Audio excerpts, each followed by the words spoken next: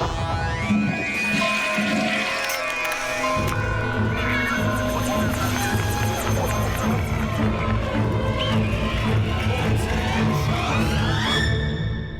tu, 3 i més.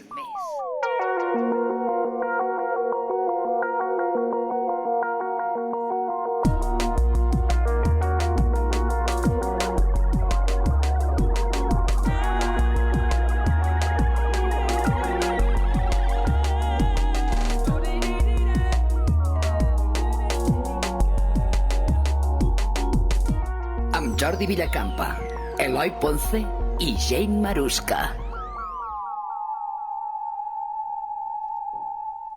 Hola, què tal? Com esteu? Us donem la benvinguda un cop més ara, quan és el millor moment i la millor hora que heu decidit per estar amb la millor companyia. Nosaltres som 3 i més. Eloi Ponce Cabrera, què tal? Com estàs? Doncs molt bé, Jordi Villacampa Vinyes, aquí a l'estudi d'Instantropia, al Centre Històric de Lleida, des d'on gravem el nostre programa per tot Catalunya. No és així, Jane Maruska? I tant, Eloi. Hola, Jordi. Què tal, nois? Doncs molt bé, per tota Catalunya i part de l'estranger i part de l'audiència que tenim a les xarxes socials, perquè com sabeu, doncs ens podeu seguir a @3 i més a Facebook, Twitter i Instagram. Anirem llençant preguntes, vale? I si ens podeu ajudar a contestar, entre tots farem i crearem aquest debat. Intentarem posar solució o no a les preguntes. Així que moltes gràcies per les vostres aportacions. De fet, hem dit part de l'estranger perquè ja tenim gent a Argentina. Exacte, sí. Hem vist que ens segueix gent des de l'Argentina. Això està molt bé també, no? Hem obert moltes fronteres. Pues això, Jordi, qui ens acompanya avui? Doncs avui comencem saludant, com sempre, a la gent que ens acompanya des de casa, concretament al barri de Pardinyes de Lleida, i tenim el nostre home de 1000 oficis, el David Enríquez Cid. Benvingut, com estàs? Molt bé, bon dia, bona tarda o bona nit. Aquí som. Molt bé, i també de Lleida passem a Torrefarrera, un municipi molt a propet de la ciutat, on hi tenim el nostre enginyer informàtic i aficionat a la ciència i a la tecnologia, Genís Pujol i Coll. Hola, què tal? Com estàs? Hola, molt bon dia. Molt bé, a punt per aquest fantàstic programa. Perfecte, te sentim una miqueta fluix, Genís, però bueno, intentarem ara solucionar-ho. Parlem més fort. Sí. I aquí amb nosaltres a l'estudi tenim a l'advocat Albert Panavera. Zueras, què tal? Molt bé, com molt estàs? bon dia i moltes gràcies per poder compartir aquesta companyia amb vosaltres. Molt bé, i al seu costat trobem a la filòloga catalana, emprenedora, experta en comunicació i creativitat, Laia Martínez i Baguer. Què tal? Com estàs? Molt contenta d'estar aquí i de parlar d'avui de tots aquests temes que parlarem, que promet. Qui també tindrem amb nosaltres avui és l'Oriol Ginestà. Ell és músic, professor de ioga i terapeuta musical, molt interessant, que més endavant coneixerem a què es dedica. Gràcies a tots i benvinguts al programa. Fetes les presentacions, comencem amb la tertúlia. Jordi? Avui parlarem de què ha passat amb l'espiritualitat a Occident. 3 i més. Doncs això, comencem la tertúlia fent-nos aquesta pregunta. Què ha passat amb l'espiritualitat a Occident? I per començar-ho, anem a connectar amb el barri de Pardinyes, amb el David Enríquez. Hola, David. Bones, senyors. Trobem senyores. resposta amb això, perquè déu-n'hi-do la pregunta, no? Bueno, que ha anat canviant l'espiritualitat a Occident, no? Ja no hi ha diguem tant, el monopoli del cristianisme, en les seves varietats, no? Catòlics, protestants, evangèlics, sinó que s'ha obert molt més, no? Però sí que estem jo penso, a una societat encara espiritual dintre de l'humanisme i dintre de moltes corrents que podem després repassar des de New Age, budisme. Veiem que tenim uns problemes de connexió. Mentre se solucionen, anem a veure què pensen des de Torrefarrera el Genís Pujol. Hola, Genís. Hola, molt bones. Jo, mira, continuant una mica amb el que he començat dient el David, jo crec que l'espiritualitat aquí a Occident el que ha fet simplement és evolucionar, no? Una miqueta, no sé si al mateix ritme que la societat, però sí que ha evolucionat i hem passat d'un model on tothom havia de seguir una corrent imposada, per exemple, aquí malauradament, imposada per l'Estat fins i tot, mentre que ara aquestes llibertats de les que comencem a gaudir, permeten que cada individu tingui una mica la seva pròpia espiritualitat, no? I jo crec que simplement ha evolucionat i continuarà evolucionant. Havíem deixat el David a mitges, no sé si volies acabar de fer el teu comentari. No sé on m'he quedat tallat, perquè la connexió avui me fluctua una miqueteta, no? Llavors, per desgràcia no he pogut escoltar el que deia el Genís. Sí, l'anem perdent. Sento, Ah, sí, no. Hola, David? Sí, Sí? Sí, estàs. Sí, estic... Vale, disculpeu, la meravella de la informàtica, Exacte, sí, amb això juguem. o de la tècnica. Val, no, el que deia que Europa continua sent espiritual amb moltes més facetes, no? Ja hi anem entrant. Molt bé, doncs passem ara a escoltar el que pensen el nostre convidat a l'estudi, l'Albert, si ens vols dir la teva. Bé, jo ho plantejaria també des d'una altra òptica. Diguéssim, des del meu punt de vista, l'espiritualitat o el fet religiós és una construcció humana, és a dir, és fruit de la racionalitat humana al llarg de la història i que jo estaria d'acord amb el que s'ha dit, amb aquesta evolució jo la focalitzaria unit al progrés científic i tecnològic de l'evolució de les ciències, fonamentalment a partir del segle XVIII cap aquí, que, diguéssim, fa una interpretació o una expansió del món conegut que el que fa és reduir l'espai propi del fet religiós o de l'espiritualitat que havia mantingut fins avui en dia. Jo volia introduir també aquest aspecte, unir l'evolució de l'espiritualitat amb l'evolució també del progrés científic i tecnològic. Molt bé. Segur que això li agrada, perdó, al Genís, que ell és amant de la ciència i la tecnologia. Més endavant podrem conèixer què n'opina en relació amb això. Laia, és el teu torn, si ens vols dir. No, m'he quedat sense paraules, amb aquesta definició que ha dit ell, que em sembla molt bé, que és molt important l'espiritualitat. Crec que és trobar el sentit a les coses i que ara estigui com de moda o se'n parli més o hagi com evolucionat, perquè sempre hi ha sigut, diu molt de la societat també. O sigui que busquem respostes. I això està... De fet, potser podria ser una de les primeres preguntes per començar aquesta tertúlia, no? Aquesta necessitat de buscar respostes i de creure en alguna cosa, no? Alguns potser a través de la religió, alguns a través dels seus rituals que puguin fer a casa, o aquí trobem cartes, que tenim aquí el decorat que ha pensat Instantropia. No sé, hi ha molta necessitat de buscar i trobar. I també potser indagar una mica o aprendre a diferenciar què hi ha de diferent entre quan parlem de religió i quan parlem d'espiritualitat, perquè poden anar agafades de la mà, però no sempre és el mateix. No sé qui el Genís està movent per aquí. No. Vale. No, és que tampoc no sabia exactament com volíeu arrencar això, però sí que, com has dit tu, estic molt d'acord amb el comentari que ha fet l'Albert, que és que jo, de fet, crec que la religió com a tal, almenys les tradicionals que coneixem, han anat perdent aquesta empenta, bàsicament perquè les religions en general, des del meu punt de vista, el que estan intentant fer és donar explicacions a situacions o a fenòmens que no sabem explicar. A mesura que la ciència avança i coneixem més aspectes que fins fa uns anys eren inexplicables, doncs es va reduint una mica l'espai aquest, no? Estic molt d'acord. Per exemple, fa molts anys hi havia el déu del trol, el déu del sol, tots aquests tipus de déus. Ara sabem que això no són déus, sabem que són efectes de la natura o situacions o coses que existeixen a l'univers. Per tant, jo crec que al final són maneres d'explicar o de substituir pors, no? De dir, què passa aquí? No, és que això és un déu. Ara sabem donar una explicació un pelet més coherent.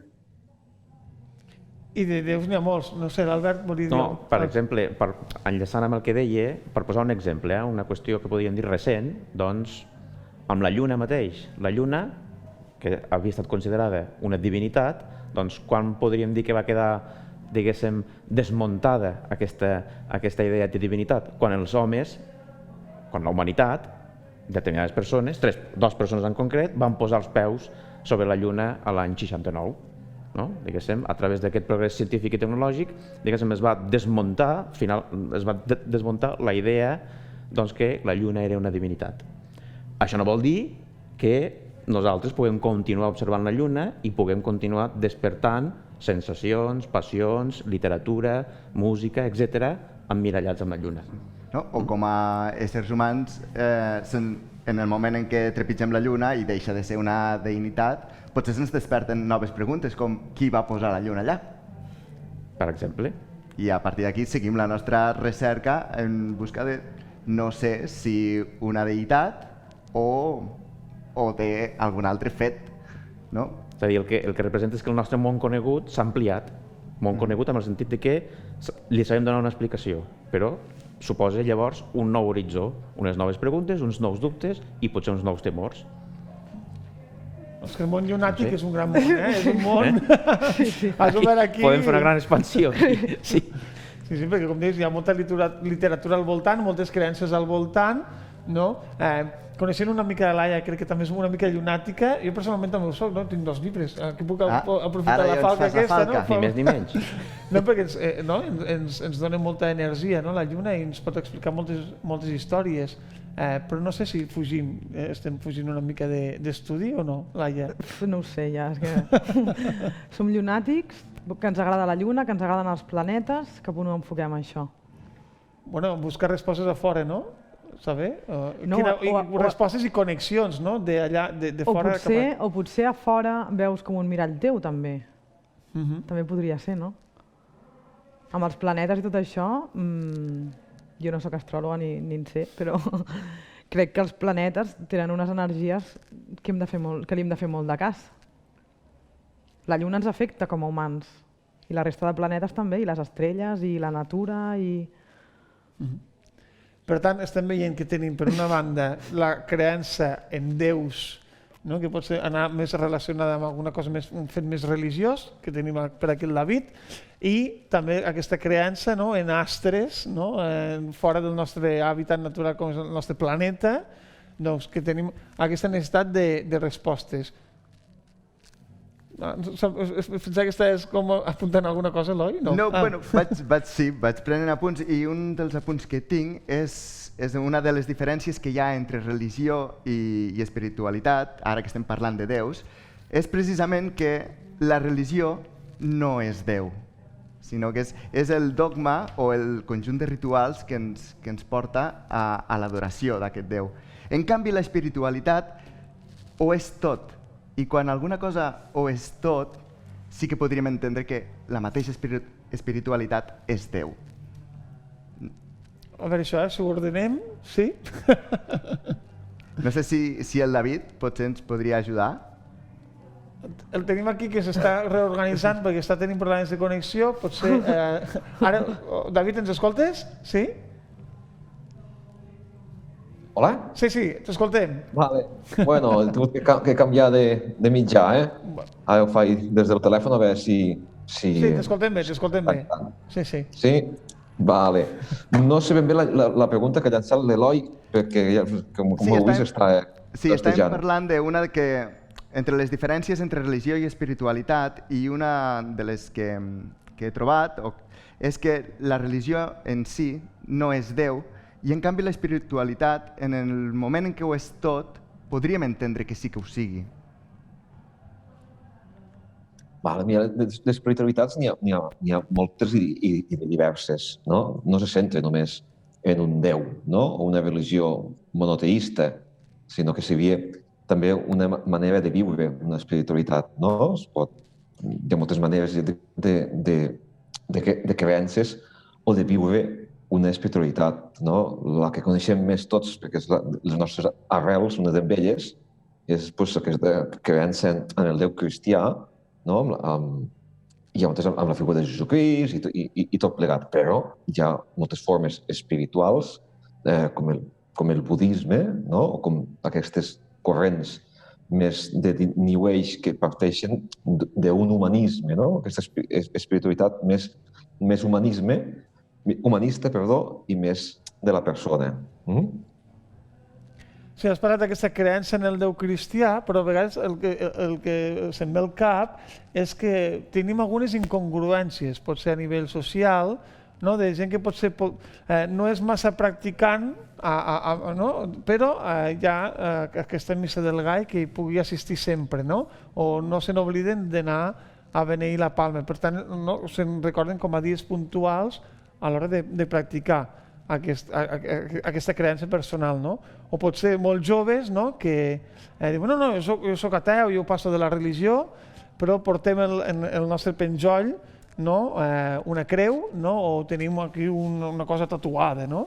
També vivim una mica en aquesta constant incongruència, les persones som incongruents. Bé, és que moltes vegades hi ha moltes coses que les tenim arreglades com a tradició, no? I llavors tradició familiar, tradició cultural, llavors venim d'on venim i aquestes, com tu deies, dius, ostres, vinga, doncs anem a missa al gall perquè ja anem amb els pares o la padrina.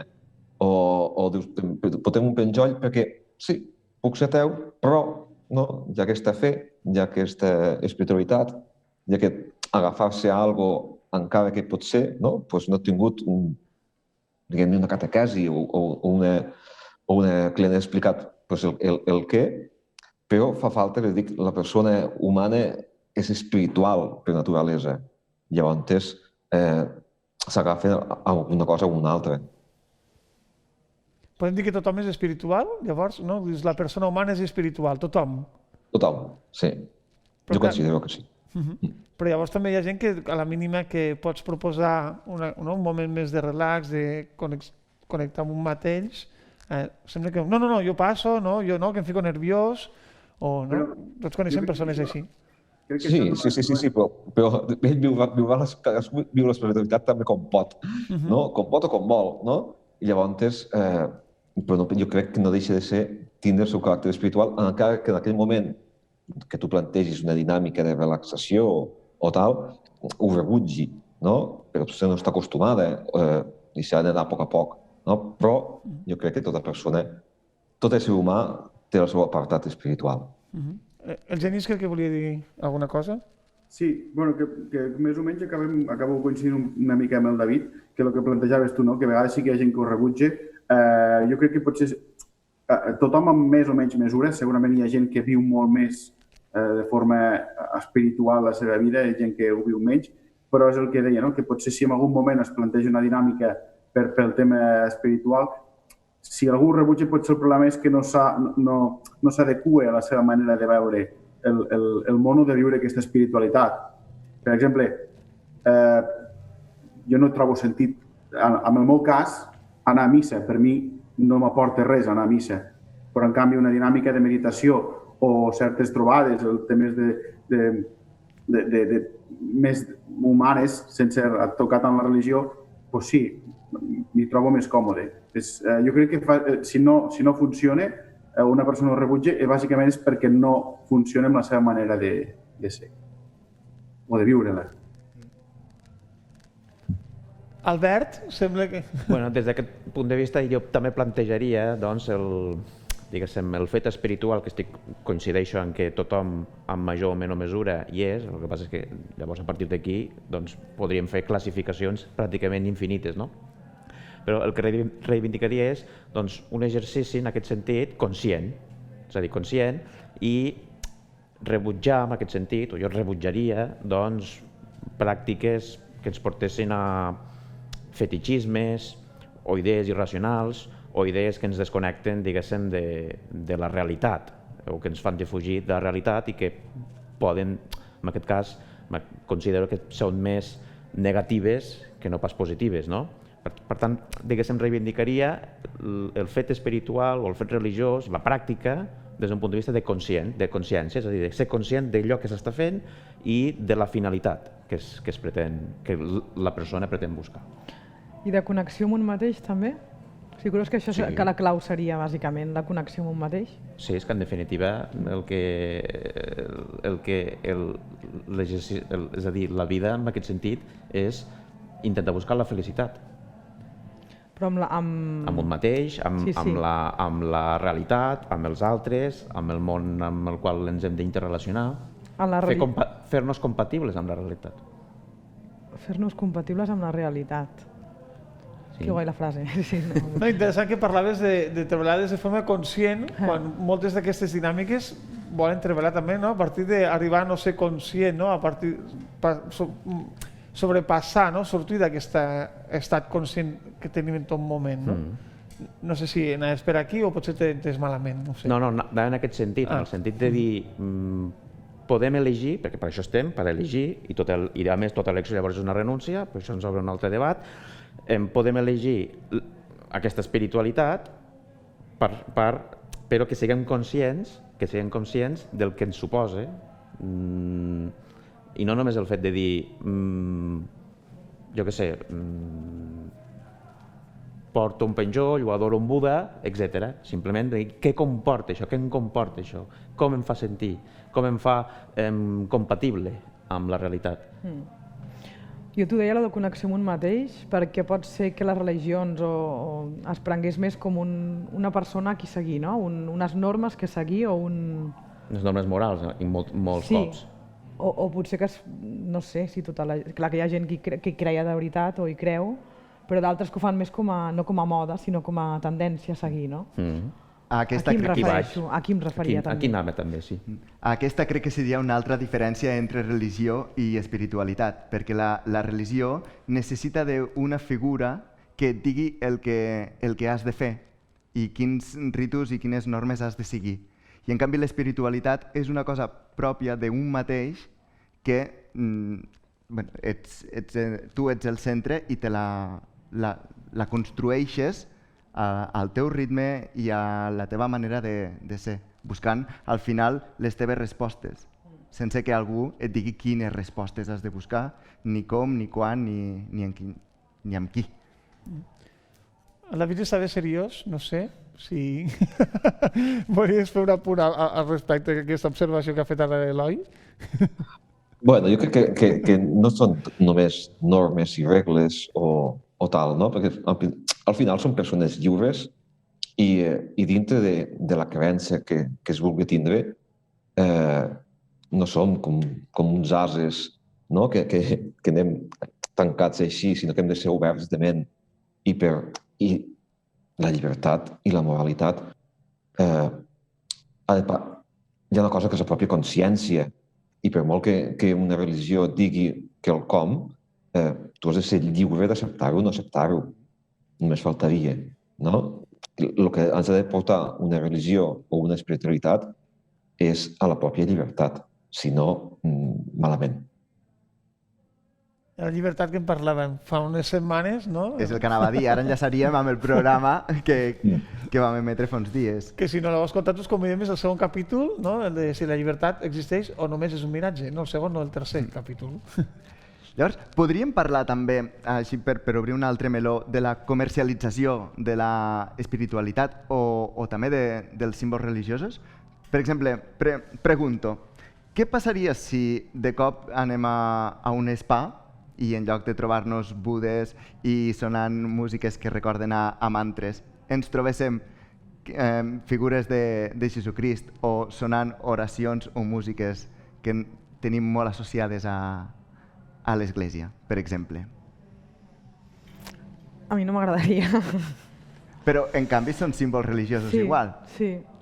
En el meu cas, suposo que creure en la religió he deixat de creure perquè veia que era algo no real. No li trobava... No sé, ningú m'ha dit el que he de fer mai, però ho veia com algo que s'acostava poc a mi. I vaig deixar de creure en la religió. També és veritat que jo crec que és el que... És que m'acosta explicar-ho, això. Una religió diu el que diu, i després hi ha la interpretació. I d'aquí el problema, que a vegades la interpretació que se'n fa o el missatge que et fan arribar a tu no és el que inicialment era. Per això jo crec que això ens allunya. I a mi hi ha molta gent, jo crec que la religió han deixat de creure en la religió, però han començat a creure en altres coses. Jo en la vida. No, i també pot ser el símbol com un Buda, com un element que ens agrada tenir al menjador de casa, però no anem més enllà, no sabem ben bé què simbolitza o en sabem molt poc. Potser si comencéssim a mirar què és tot allò que simbolitza el Buda, potser ens agradaria encara més o potser ja no ens agradaria tant. Vull dir que al final... Tenim associacions, no?, de què significa un Crist. Hi haurà gent que associarà coses positives, altres rebuig. Un Buda potser no tenim associat res negatiu, perquè és així com més rodonet, no sé. No, vull dir que al final són punxes creen rebuig. El Genís crec que ens volia dir alguna cosa. Sí. Jo crec que tot aquest tema de les incongruències aquestes que comentaves, de que si entrem en un espai trobem un Jesucrist o el fet de que Buda és més decoratiu, jo crec que és més perquè simplement Buda no ha format part de la cultura tradicional aquí. Llavors, ara el tema del budisme potser està més associat a de fet, per arribar al nirvana has de meditar, has de relaxar, has de trobar tu mateix. Per tant, potser invita més i té més relació amb una relaxació, no? I amb renunciar a coses per a trobar-te a tu mateix. Llavors, potser això té més relació amb l'espano que no pas una persona clavada amb una creu amb una corona d'espines al cap i amb ferides diverses. Jo, si em vull anar a relaxar, no vull tenir aquesta imatge, no? Però igualment, a nivell decoratiu hi ha molta gent que té un Crist a casa, però potser un Buda dona un toc més exòtic, no? Llavors dius, què vols? Jo crec que és més aquesta poca presència fins ara d'aquest tipus d'espiritualitat, perquè quanta gent coneixia Buda o en quina mesura era present el budisme o altres religions fora del cristianisme fa 40 anys. Però igualment... Perdona, Genís, t'he tallat. No, ja està, més o menys. Anava a dir, igualment, clar, potser la representació de Jesús a la creu és la més habitual, però n'hi ha moltíssimes i hi ha moltes més imatges de Jesús i crec que al final la seva paraula també està enllaçada amb el descobrir-te un mateix, estar bé amb tu mateix i amb els altres. Al final, jo sempre ho he resumit, la seva paraula com estimeu-vos els uns als altres. I què pot ser més pacífic que això? Llavors, no hi veig la diferència entre la figura de Jesús i la figura de Buda, més enllà de que tenim la tendència de representar-lo de la manera que va morir. Però va tenir una vida de 33 anys, segons la història que ens conten, on ha tingut moltes imatges. El que passa ens centrem en... va morir així. David? David? No, perquè la gent no ho està veient, no? Perquè clar, nosaltres tenim aquí, veiem totes les pantalletes de tots els nostres col·laboradors des de casa i és curiós veure reaccions de cores i així, pensant, a veure, ja volem saber què en diu el David.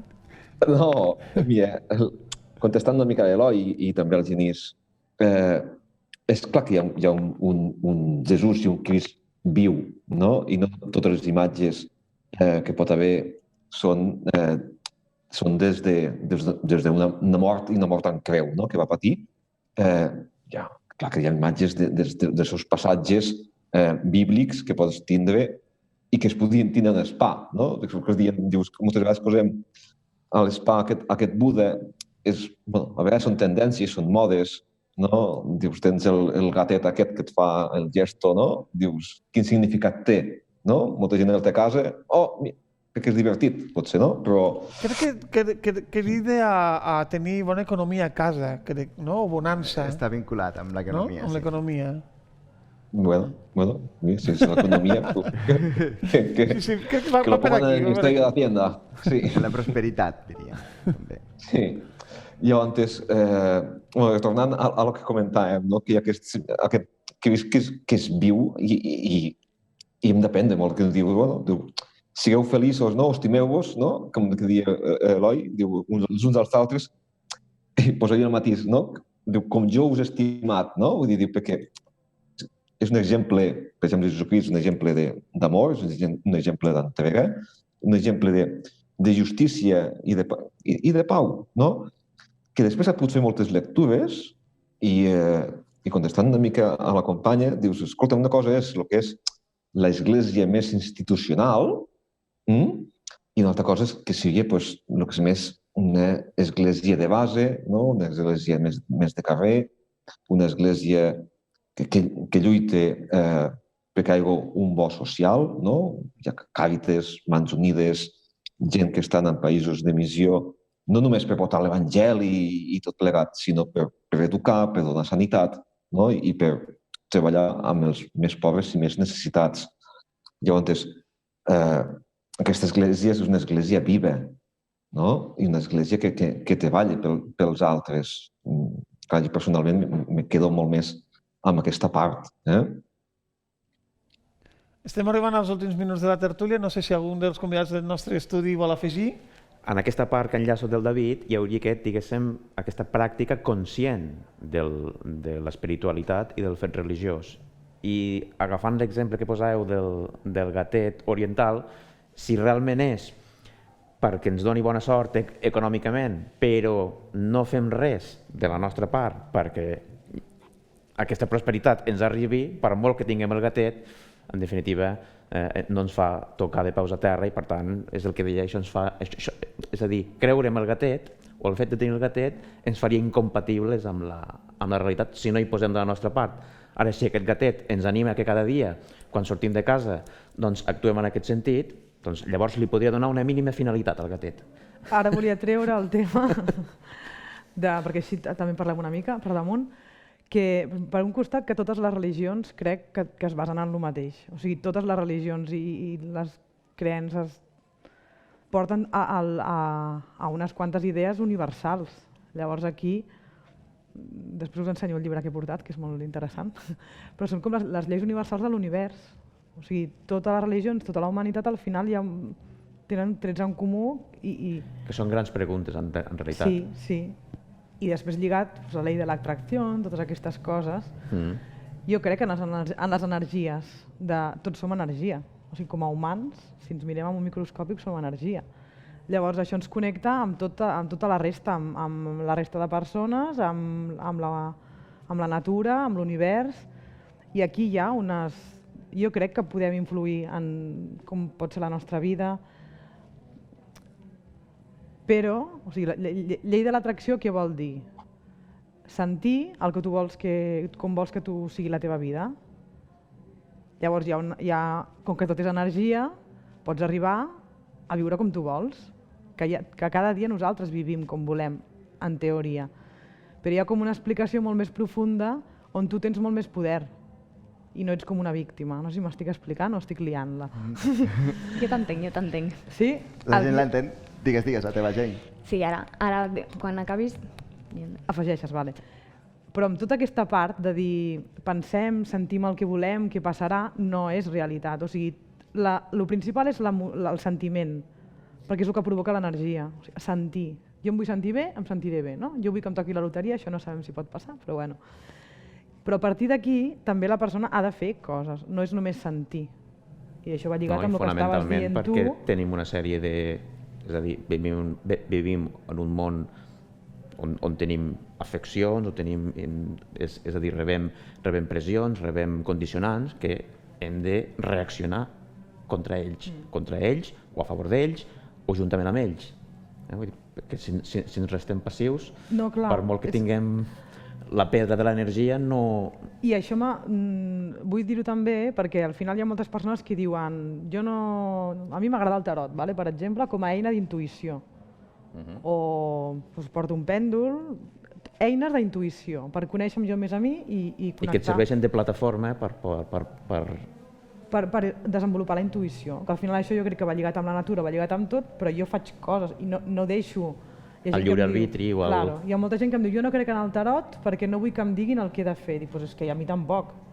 És com a eina, saps? És una eina per descobrir més coses, però on tu ets... I és una eina del que jo et deia conscient del que estàs. Sí. Al final hem pogut trobar algun punt de connexió. Sí, tots, en paraules diferents, però jo crec que tot. De connectar es tractava el programa d'avui, no? La gent crec que tenia un apunt? Sí, relacionat amb el que comentava la Laia i el que comentava al principi del programa, l'Albert, crec que els humans ens trobem una mica abrumats per la responsabilitat que tenim, el fet de saber que tot el que hi ha en aquest món és responsabilitat nostra i de ningú més. I d'aquí ens hem inventat potser algú altre que està allà dalt, no, és culpa d'aquest de que hi ha incendis, és culpa de no sé qui de que passen tants desastres al món. I crec que és una de les, potser un dels punts des d'on nosaltres hem començat a tenir la necessitat de creure en algú altre que sigui el responsable de lo que ens passa a nosaltres i no nosaltres mateixos. I relacionat amb el que deies tu, nosaltres som els que creem la nostra realitat, no? Nosaltres som els que creem els nostres pensaments i si tu hi creus en aquestes coses doncs es poden convertir en realitat, però necessites de la fe. Aquí és on la fe entra en creure en allò que tu realment vols i desitges que passi. Que som creadors de la nostra realitat. Nosaltres mateixos som Déu, diguem-ho així, per una part. I amb aquesta intervenció de la gent crec que podríem acabar amb el David, no? Com a teòleg, no? Potser donant aquesta pinzellada final, si et sembla, en relació amb això que deia, no? En això trobem la fe. La gent ens diu, què és aquesta fe, no? Clar, jo us diria que la fe és confiança. Llavors, hi ha moltes maneres de confiança.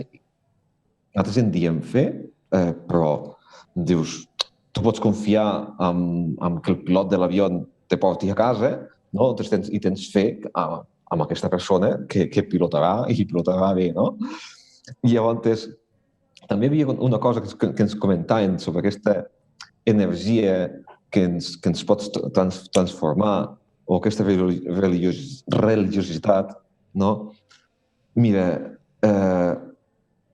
transformar els nostres cors jo crec que és el més important, no? I hi ha moltes maneres de fer-ho. I l'important és que cada persona, amb la religiositat o l'espiritualitat que tingui, sigui important per a ella, sigui un creixement personal per a ella, i no només per a ell, sinó que això es reflexi amb els altres, perquè si ens ho quedem per nosaltres mateixos és estèril, és mort. Llavors, l'important és que visquem una espiritualitat vers els altres, sobretot. Doncs moltes gràcies per totes les vostres intervencions. Abans de passar a conèixer què n'opina l'audiència, hem trobat aquest gatet que hem estat parlant. Veiem que es diu Maneki Neko i és el gat que convida a entrar, que diu que si aixeca la seva poteta dreta aporta riquesa. En canvi, si aixeca la seva poteta esquerra, aporta persones i felicitat. I, com veieu, no s'acostumen a portar els locals, no? Perquè convidin a que hi entri la gent. Molt bé, molt bona recerca, Jordi. Doncs mira, Maneki Neko es diu el gatet, adéu sabeu, Maneki Neko. Convida al consumisme. Entre d'altres. Altrament dit. Doncs bé, anem a conèixer ara què n'opina la nostra audiència. Posal 3. Doncs relacionat amb aquesta temàtica, l'audiència a les xarxes ens ha comentat, ens ha contestat a la pregunta què és per a tu l'espiritualitat? I tenim a Ingenia Moments, que tenim aquí a la Laia, ja ens ha contestat, ens diu confiar en alguna cosa superior fora de nosaltres, en la vida, en l'univers. I afegeixo que alhora també som nosaltres. I amb nosaltres. Són aquests 3 puntets que vas deixar, no?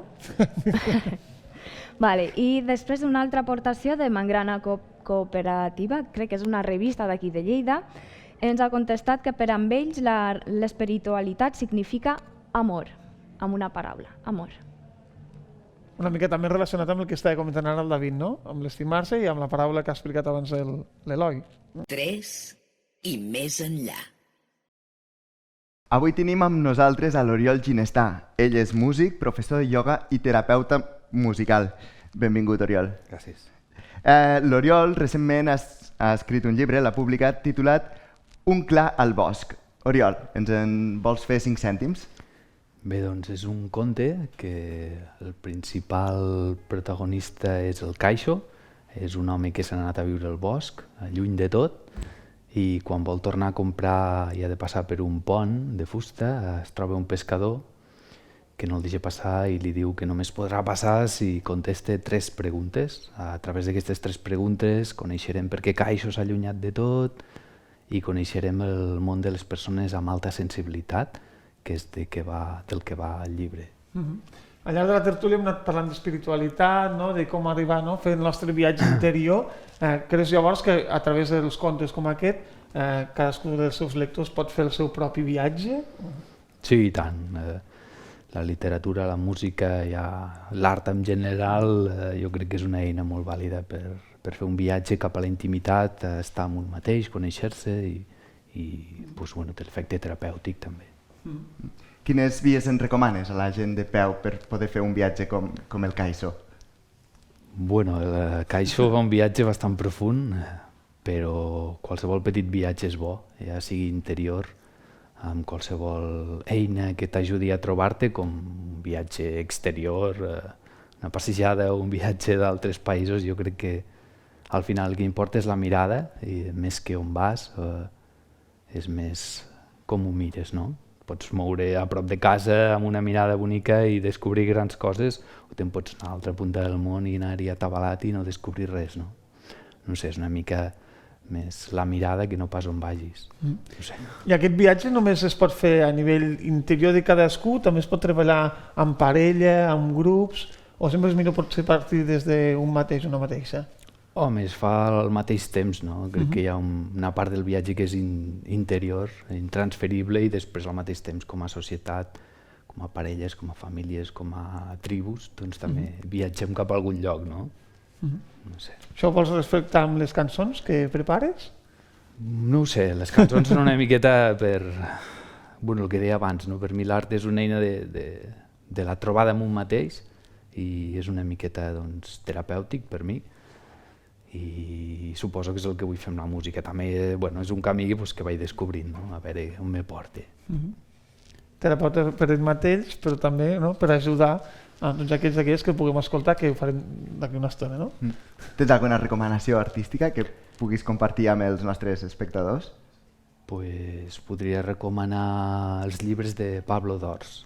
Pablo Dors. Sí, és un capellà que és expert en meditació. És un fet bastant curiós, perquè barreja coses aparentment que no tenen res a veure, però tenen molt a veure, i és un home que realment transcendeix molt temes que semblen difícils i te'ls fa molt amens, i val molt la pena. Recomana els llibres de Pablo Dors, però de fet també ell té el seu llibre, com ha dit l'Eloi, no? Que el podeu veure, que avui el tenim aquí a l'estudi d'Instantropia, i també tens 2 CDs, no? 3, el que passa que un no està editat en format físic, sí. Bueno, és música tranquil·la, el llibre també, pel que diu la gent, desprèn bastanta tranquil·litat, tot i que jo soc bastant nerviós, però bueno, suposo que utilitzo aquestes coses per canalitzar tot el que sento i les inquietuds. Doncs moltes gràcies, Oriol, per acompanyar-nos al programa d'avui. I us deixem amb la seva cançó La veu del drac.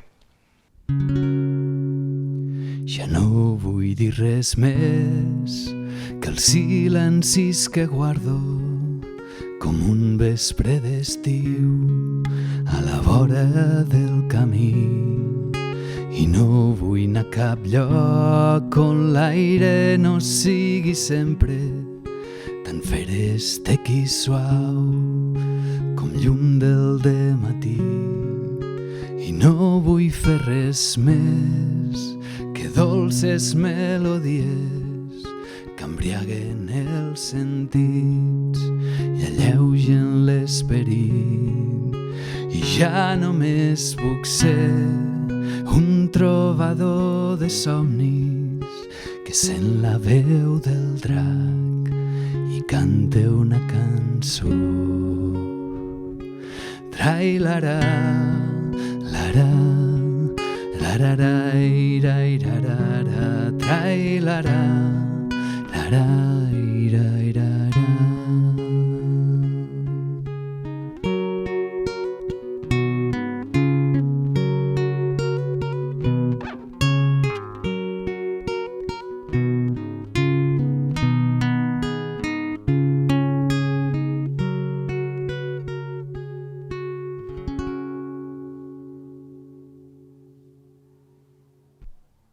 3 i no res.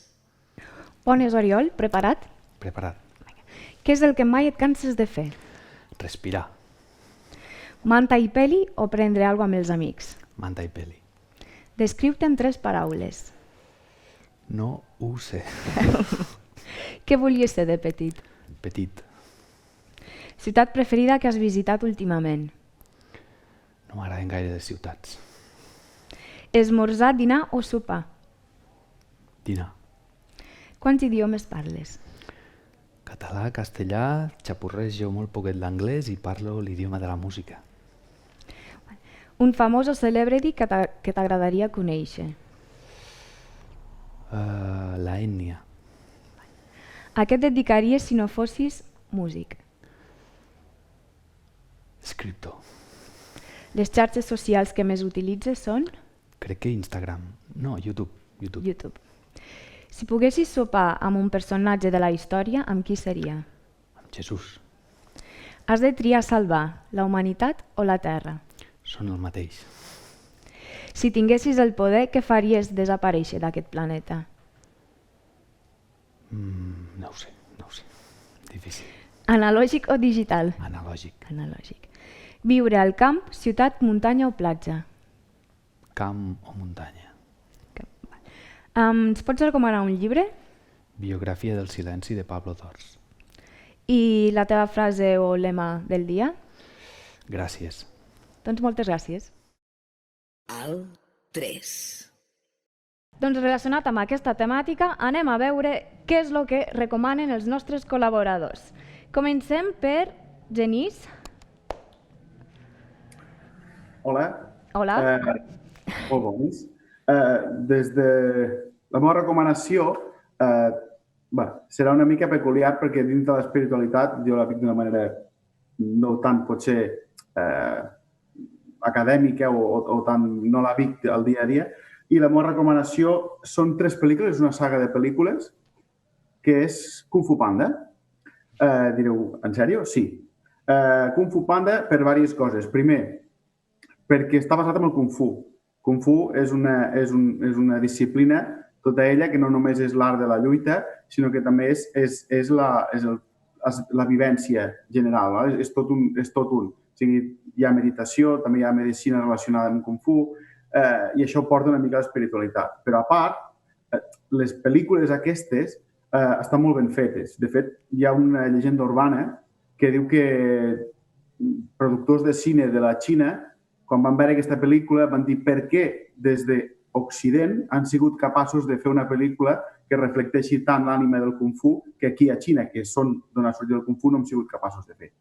Aquestes 3 pel·lícules, a part de que són molt còmiques i divertides i tenen punts de drama, exploten una part, hi ha un rerefons d'acceptació personal, autoconeixement i de trobar una mica el teu lloc al món. A part que treballen amistat, família, honor, esforç, disciplina. Jo crec que reflecteixen bastant bé tot el tema, el rerefons espiritual hi és i està molt bé, la veritat. Moltes gràcies, Genís. L'home de 1000 oficis, què ens recomana? Bueno, aquí som. Mireu, jo us recomanaria un llibre que es diu Espiritualidad, un camino de transformación, que és del Leonardo Boff. Leonardo Boff havia sigut un frare franciscà que es va secularitzar i després es va casar. I llavors ha estat molt posat dintre de la teologia de l'alliberament. I és una persona que és molt agradat de llegir, perquè toca molt de peus a terra i és una corrent cristiana, catòlica, però molt humanista. I si podeu fer-li una ullada, té molta bibliografia, en Leonardo Boff, i val la pena llegir. Perfecte, moltes gràcies, David. Laia. Jo porto moltes coses. Va, tinc ganes. Primer, eines que em van bé a mi per desenvolupar la intuïció. Jo crec que... Per què la intuïció? Tots tenim intuïció i moltes vegades no li fem cas. Però és una eina que tenim al nostre abast, que la té qualsevol humà i que ens pot ajudar en tota la vida. Llavors, un pèndol... Sabeu què és un pèndol? Explica'ns, jo no ho sé. Es fa servir per trobar aigua. Els saurins, hi havia abans persones que anaven amb pèndols i es dedicaven a trobar aigua. Canalitza el camp electromagnètic de la Terra. Llavors, hi ha molta gent que ho agafa i diu això és màgic. No, no és màgic. Però funciona i va bé perquè tu el pots... Ara porto aquí el micro i tot i no m'acostarà a treure-ho, però pots fer-li preguntes al pèndol. Llavors canalitza la teva pròpia energia. Però et serveix també per, jo què sé, per decidir coses. M'he de posar aquesta camisa o m'he de posar l'altra? Li preguntes al pèndol i et diu.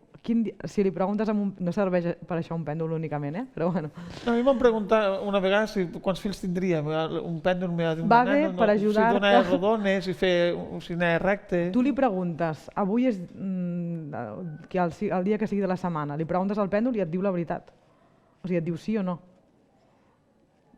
Per això és molt senzill, però vull dir que de què pot servir? Per reafirmar-te tu mateix, a l'hora de prendre decisions, li preguntes al pèndol et diu sí o no. Llavors, és que em direu, això no té cap sentit, però el té, t'ajuda a trobar respostes amb tu mateix i alhora és com una joguina, que jo ho faig servir com a joguina. Cartes. Aquestes són de... Segur que hi ha milions de cartes de 1000 tipus. Aquestes són d'una dissenyadora de Londres. Un dia, agafa una carta, a veure què vol dir. Com es diuen, són unes cartes grans, no? Aquestes són unes aparentment són com unes il·lustracions molt acolorides. Això estàs mirant la part de darrere, espera't, hem de mirar la part de davant. El dibuix. És el dibuix que és... Llavors, ho podeu fer a casa amb cartes que tingueu, que hi ha molt cartes de molts tipus. Llavors aquí buscaríem què vol dir aquesta carta. I podríem explicar una mica què és aquest dibuix? És que està en anglès i és un lío buscar-ho ara. Que és com una flama, seria això? Sí, no? Com un foc. És com una persona de foc, no? Of fire. Ple de foc. Ple de foc. Full of fire. Tu potser ara penses, i a mi això, aquí hi ha una descripció més de la carta, o si t'explica més la carta. Què et connecta això amb tu, en el teu moment, amb preguntes que t'estiguis fent? O sigui, és la gràcia de què hi trobo jo en similitud amb això. No, ja tens deures ara per quan acabem la tertúlia. No cal que responguis ara. Podem estar molta estona. Ara estàs ple de foc, mira. T'has ple de foc, Albert. Fent coses així, agafant... Potser estàs molt content d'estar avui aquí o tenies moltes ganes i la teva vida la sents així, potser en aquest moment. Potser és que té fred i és el que desitjaria. Les mans fredes i necessitava una mica. O potser necessito... Escalfor, no ho sé. Bueno, és igual. Són maneres de trobar explicacions que t'ajuden a un mateix. Llavors, llibres interessants, el tarot també és molt interessant per desenvolupar la intuïció. El trobem avui sobre la taula. Sí, com a eina d'intuïció, no predictiva. O sigui, les cartes no te diran el que ha de passar. I 2 llibres molt guais, El Kybalion, Hermes Trismegisto, que té un nom així potent, són les lleis universals de l'univers. Llavors, jo crec que tot es basa en aquestes lleis. La religió, la majoria de coses explica aquestes lleis, tot. I Mario Alonso Puig, que per mi és un super referent, que aquest home parla de molts fets que no són explicables, però ell els explica científicament. Resetea tu mente. Sí, o sigui, aquí entrem en lleis universals de l'univers, en llei de l'atracció, en metafísica, en física quàntica, en molts d'aquests temes, i l'explicació de com funciona el cervell i que no és ben d'humos tot això, saps? Ja comença a haver explicació científica a tots aquests fets. I com podem tenir la vida que vulguem. Déu-n'hi-do! Totes les recomanacions. D'acord. I ara, per últim, Albert? Sí, jo proposaria un recorregut literari, una altra cosa estigui basat en espiritualitat, però des de la visió literària, per un gènere poètic que són els cants espirituals. N'he proposat breument un recorregut històric de 5. Començaríem per un Ausiàs Marc, que té un cant espiritual pràcticament al final dels seus poemes, on després de molts poemes on desperta passió, amor, doncs té la por, té el temor d'aquests excessos terrenals que no li passin factura i llavors es dirigeix a Déu en un cant, a més, on fa servir la segona persona, és a dir, es dirigeix a Déu directament al primer vers com a tu, l'apel·le amb tu. Després proposaria, per exemple, al barroc, Sant Joan de la Creu, el seu cant espiritual que ha fet córrer molts rius de tinta perquè fa servir experiències humanes, amoroses i en algun punt sensuals. Un home que era un clergue, per expressar-se una relació amb Déu. La búsqueda de Déu comença així. ¿A dónde te escondiste, amado, y me dejaste con gemido? Li diu el creient, que és una esposa en busca del seu espòs, que seria Déu, seria aquesta experiència. Proposaria llavors aquí a l'àmbit més nostre Joan Maragall, que va fer un càntic espiritual pràcticament a l'últim any de la seva vida, on exhortava a Déu, en aquest cas, de fer de la vida humana, terrenal i celestial una sola cosa, és a dir, una sola continuïtat. Aquesta era la seva màxima. Des d'un punt de vista agnòstic, el cant espiritual de Jaume Palau i Fabre, on ho podíem resumir amb un vers que diu «No crec, però tinc necessitat de creure», des de la visió de l'agnosticisme, i finalment, és de la mateixa època, un poemari de David Jou, que també és cant espiritual, que és un físic i poeta i que planteja aquest càntic espiritual com una discussió oberta amb Déu.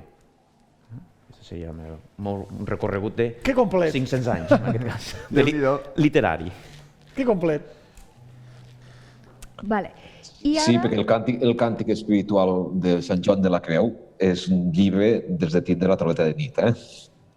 Sí, el que passa és que va esmerçar també molt esforç en voler desviar l'atenció del que realment estava escrivint, aquí hi ha molts rius de tinta, perquè va fer llavors uns comentaris vers per vers de més de 100 pàgines per intentar reconduir cap a l'espiritualitat catòlica.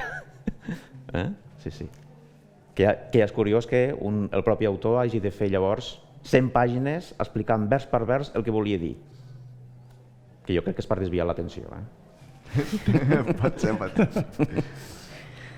Moltes gràcies, Albert. Jordi, què ens pots recomanar? Jo us recomanaré un llibre. És un manual, es diu L'aventura interior, de la Mari Carme Agustí Ibarri. De fet, ella és qui va defensar aquest llibre, qui el va escriure, però és com un recull d'un treball de recerca, diu ella, fet entre mestres i amics seus. Per què? Per què? Doncs per aprofundir en l'evolució personal de cadascú a través de la recerca personal d'un mateix i també de la recerca en grup. Ella ens planteja 3 tipus d'exercicis. Uns que són pròpiament de paper i llapis, que fa cadascú a casa seva amb un llapis i un paper. Uns altres que són més de relaxació i immersió personal i unes lectures de ressonància, en diu.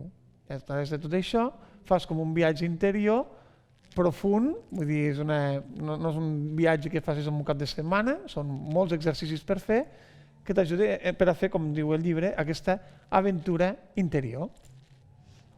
Moltes gràcies, Jordi. Ens queda Eloi? Perdó, Jordi, que em permets fer un apunt? Sí, perdona.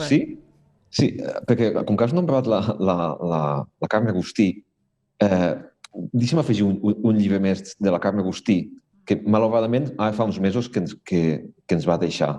Hi ha un llibre que es diu Sí, val la pena viure, de la Carme Agustí, que us el recomano a tothom.